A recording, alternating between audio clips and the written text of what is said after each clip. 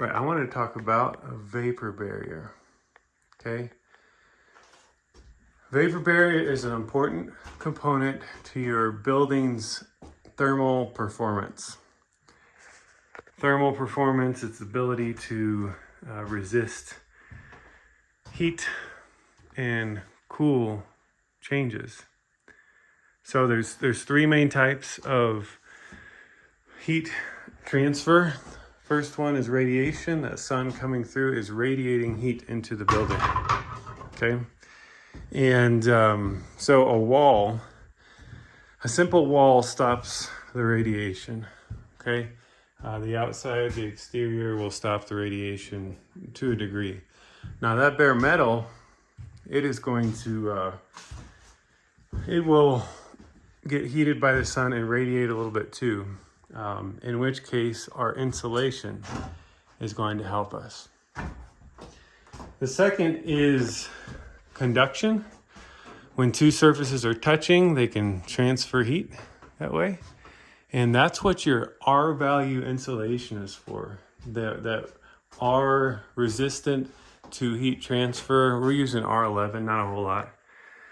But it resists heat conduction. Okay, and the last one is convection.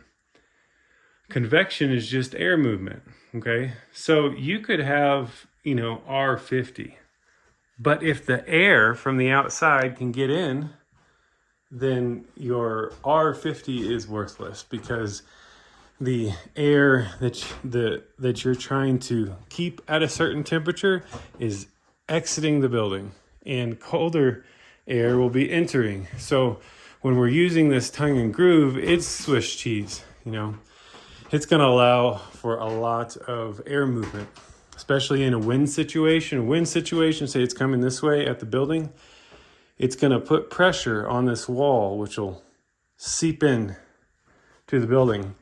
And as the wind passes over the building, it puts suction on that wall and sucks air out.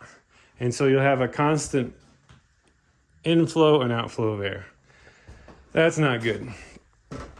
That's not what you want. It'll make all your insulation worthless. Not totally worthless because it does impede air movement a little bit.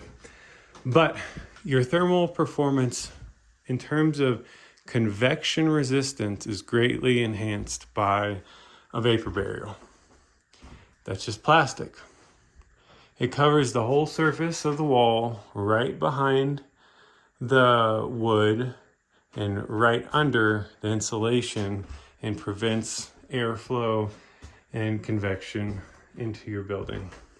So even though this is a cabin, it's going to be more thermally resistant if I put the vapor barrier there. And so you could heat with just wood. In this small of a cabin, that's going to be kind of hard because wood heat puts off a ton of heat. It's hard to regulate. But if you're using propane, you definitely want, a fuel that's going to cost you. You want to resist that air movement so you don't have to spend as much on propane. So this is why you want to use a vapor barrier even on just a little cabin.